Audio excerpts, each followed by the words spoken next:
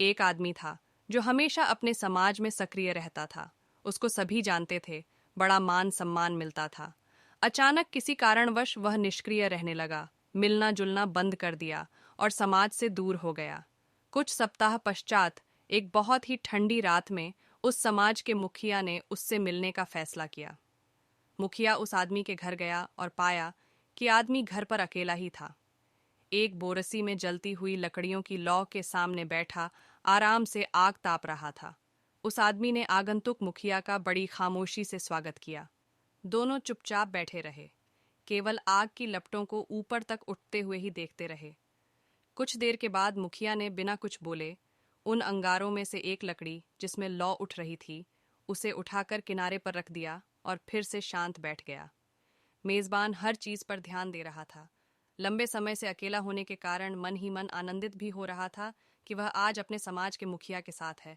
लेकिन उसने देखा कि अलग की हुए लकड़ी की आग की लौ धीरे धीरे कम हो रही है। कुछ देर में आग बिल्कुल बुझ गई। उसमें कोई ताप नहीं बचा। उस लकड़ी से आग की चमक जल्द ही बाहर निकल गई। कुछ समय पूर्व जो उस लकड़ी में उज्ज्वल प्रकाश था और आग की तपन थी, वह अब एक काले और मृत टुकड़े से ज्यादा कुछ शेष न था। इस बीच दोनों मित्रों ने एक दूसरे का बहुत ही संक्षिप्त अभिवादन किया, कम से कम शब्द बोले।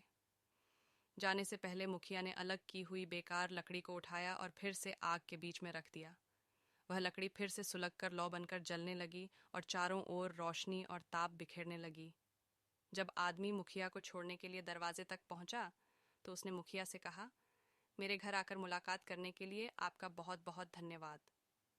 आज आपने बिना कुछ बात किए ही एक सुंदर पाठ पढ़ाया है कि अकेले व्यक्ति का कोई अस्तित्व नहीं होता। समाज का साथ मिलने पर ही वह चमकता है और रोशनी बिखेरता है। समाज से अलग होते ही वह लकड़ी की भांति बुझ जाता है। समाज से ही हमारी पहचान बनती है। इसलिए समाज हमारे लिए सर्वोपरि होना चाहिए। समाज के प्रति हमारी निष्ठा और समर्पण किसी व्यक्ति के लिए नहीं, उससे जुड़े विचार के प्रति होनी चाहिए।